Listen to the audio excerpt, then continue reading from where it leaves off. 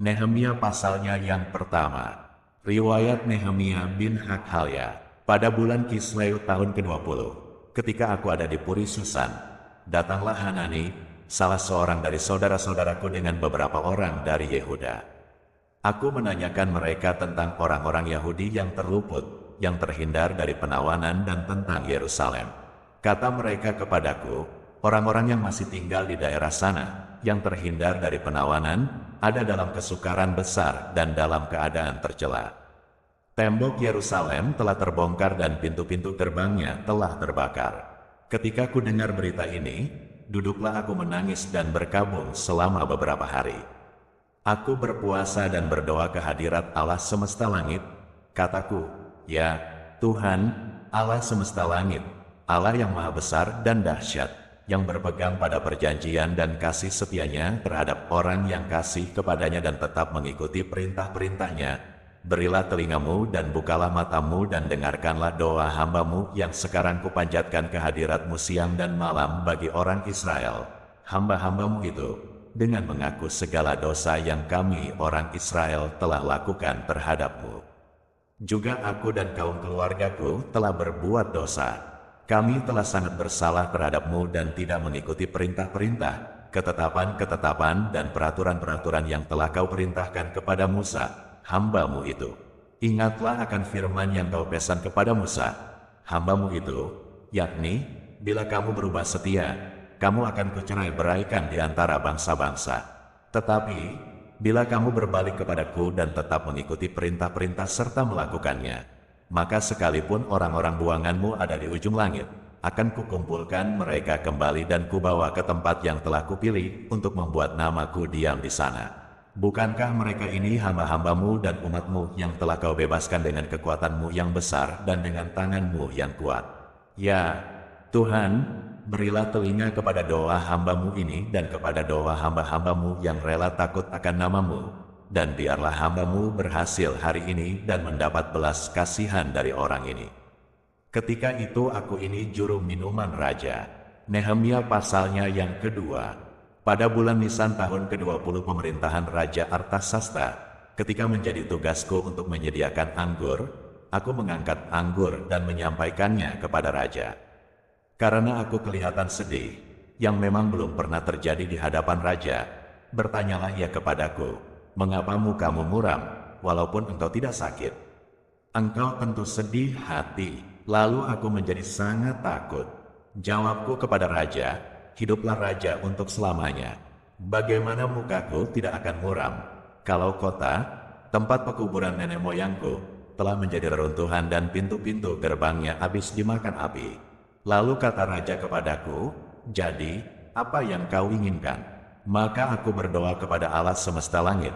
Kemudian jawabku kepada raja, jika raja menganggap baik dan berkenan kepada hambamu ini, utuslah aku ke Yehuda, ke kota pekuburan nenek moyangku, supaya aku membangunnya kembali. Lalu bertanyalah raja kepadaku, sedang permaisuri duduk di sampingnya, berapa lama engkau dalam perjalanan, dan bilakah engkau kembali? Dan raja berkenan mengutus aku, sesudah aku menyebut suatu jangka waktu kepadanya. Berkatalah aku kepada raja, jika raja menganggap baik, berikanlah aku surat-surat bagi bupati-bupati di daerah seberang sungai Efrat, supaya mereka memperbolehkan aku lalu sampai aku tiba di Yehuda. Pula sepucuk surat bagi Asaf, pengawas taman raja, supaya dia memberikan aku kayu untuk memasang balok-balok pada pintu-pintu gerbang di benteng bait suci, untuk tembok kota dan untuk rumah yang akan kudiami. Dan raja mengabulkan permintaanku itu, karena tangan Allahku yang murah melindungi aku. Maka datanglah aku kepada bupati-bupati di daerah seberang sungai Efrat dan menyerahkan kepada mereka surat-surat raja. Dan raja menyuruh panglima-panglima perang dan orang-orang berkuda menyertai aku. Ketika Sanbalat, orang Horon, dan Tobia, orang Amon, pelayan itu, mendengar hal itu, mereka sangat kesal karena ada orang yang datang mengusahakan kesejahteraan orang Israel. Maka tibalah aku di Yerusalem. Sesudah 3 hari aku di sana, bangunlah aku pada malam hari bersama-sama beberapa orang saja yang menyertai aku. Aku tidak beritahukan kepada siapapun rencana yang akan kulakukan untuk Yerusalem, yang diberikan Allahku dalam hatiku. Juga tak ada lain binatang kepadaku kecuali yang kutunggangi. Demikian pada malam hari aku keluar melalui pintu gerbang lebak, ke jurusan mata air ular naga dan pintu gerbang sampah. Aku menyelidiki dengan seksama tembok-tembok Yerusalem yang telah terbongkar dan pintu-pintu gerbangnya yang habis dimakan api. Lalu aku meneruskan perjalananku ke pintu gerbang mata air dan ke kolam raja. Karena binatang yang kutunggangi tidak dapat lalu di tempat itu, aku naik ke atas melalui wadi pada malam hari dan menyelidiki dengan seksama tembok itu. Kemudian aku kembali, lalu masuk melalui pintu gerbang lebak. Demikianlah aku pulang. Para penguasa tidak tahu kemana aku telah pergi dan apa yang telah kulakukan, karena sampai kini aku belum memberitahukan apa-apa kepada orang Yahudi, baik kepada para imam maupun kepada para pemuka, kepada para penguasa dan para petugas lainnya. Berkatalah aku kepada mereka, kamu lihat kemalangan yang kita alami, yakni Yerusalem telah menjadi reruntuhan dan pintu-pintu gerbangnya telah terbakar. Mari, kita bangun kembali tembok Yerusalem, supaya kita tidak lagi dicela. Ketika ku beritahukan kepada mereka, betapa murahnya tangan Allahku yang melindungi aku dan juga apa yang dikatakan Raja kepadaku, berkatalah mereka, kami siap untuk membangun. Dan dengan sekuat tenaga mereka mulai melakukan pekerjaan yang baik itu. Ketika Sanbalat, orang Horon, dan Tobia, orang Amon, pelayan itu, dan Geshem, orang Arab, mendengar itu, mereka mengolok-olokkan dan menghina kami. Kata mereka, apa yang kamu lakukan itu? Apa kamu mau berontak terhadap raja? Aku menjawab mereka, kataku, Allah semesta langit, Dialah yang membuat kami berhasil. Kami, hamba-hambanya, telah siap untuk membangun. Tetapi kamu tak punya bagian atau hak dan tidak akan diingat di Yerusalem. Nehemia pasalnya yang ketiga. Maka bersiaplah imam besar Eliasib dan para imam, saudara-saudaranya, lalu membangun kembali pintu gerbang domba. Mereka mentahbiskannya dan memasang pintu-pintunya. Mereka mentahbiskannya sampai menara Mea, menara Hananel. Berdekatan dengan mereka orang-orang Yeriho membangun, dan berdekatan dengan orang-orang itu Zakur bin Imri. Pintu gerbang ikan dibangun oleh Bani Senaa. Mereka memasang balok-balok lalu memasang pintu-pintunya dengan pengancing-pengancing dan palang-palangnya. Berdekatan dengan mereka Meremot bin Uria bin Hakos mengadakan perbaikan, dan berdekatan dengan dia Mesulam bin Berekya bin Mesezabil. Berdekatan dengan dia Zadok bin Bana mengadakan perbaikan, dan berdekatan dengan dia orang-orang Tekoa. Hanya pemuka-pemuka mereka tidak mau memberi bahunya untuk pekerjaan tuan mereka. Pintu gerbang lama diperbaiki oleh Yoyada bin Paseah dan Mesulam bin Besoja. Mereka memasang balok-balok lalu memasang pintu-pintunya dengan pengancing-pengancing dan palang-palangnya. Berdekatan dengan mereka Melaca, orang Gibeon, dan Yadon, orang Meronot, mengadakan perbaikan beserta orang-orang Gibeon dan Mispa, yang berada di wilayah kekuasaan bupati daerah sebelah barat sungai Efrat.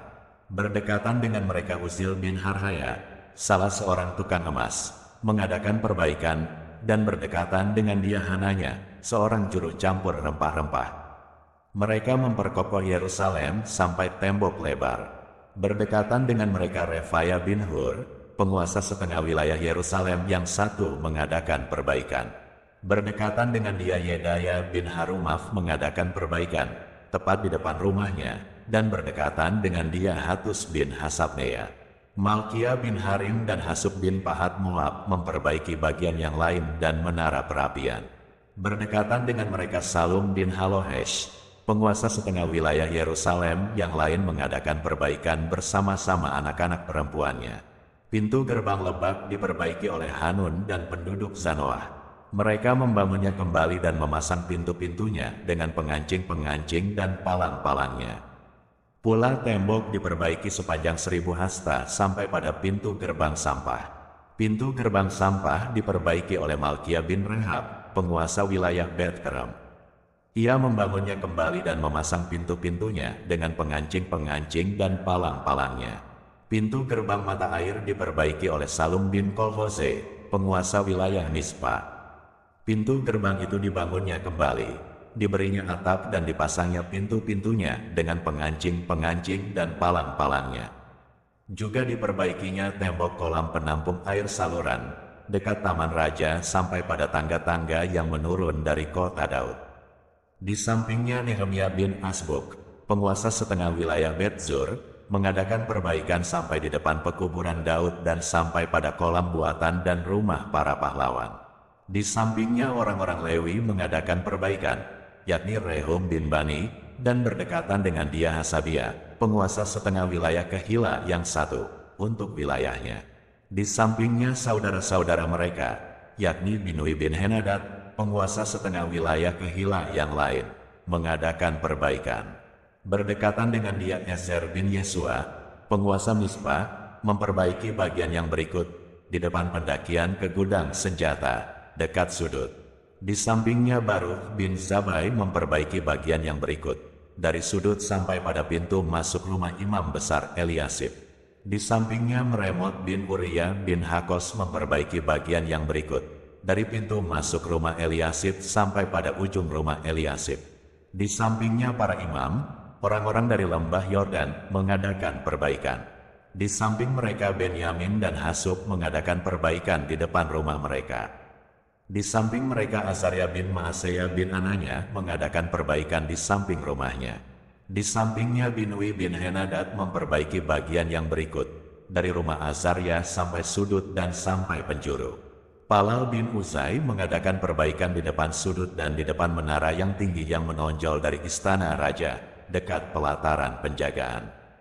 Di sampingnya Pedaya bin Paros mengadakan perbaikan, sampai di depan pintu gerbang air, di sebelah timur, dan di depan menara yang menonjol. Adapun para budak di bait Allah tinggal di Ofel. Di samping Pedaya orang-orang Tekoa memperbaiki bagian yang berikut, dari depan menara besar yang menonjol itu sampai tembok Ofel. Mulai dari pintu gerbang kuda para imam mengadakan perbaikan, masing-masing di depan rumahnya. Di samping mereka Zadok bin Imer mengadakan perbaikan di depan rumahnya. Di sampingnya Semaya bin Sekhanya, penjaga pintu gerbang timur.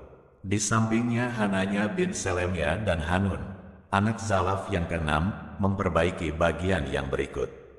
Di samping mereka Mesulam bin Berekya mengadakan perbaikan di depan biliknya. Di sampingnya Malkia, seorang tukang emas, mengadakan perbaikan sampai pada rumah para budak di bait Allah dan para pedagang, di depan pintu gerbang pendaftaran dan sampai pada kamar atas di penjuru. Lalu antara kamar atas di penjuru dan pintu gerbang domba para tukang emas dan para pedagang mengadakan perbaikan.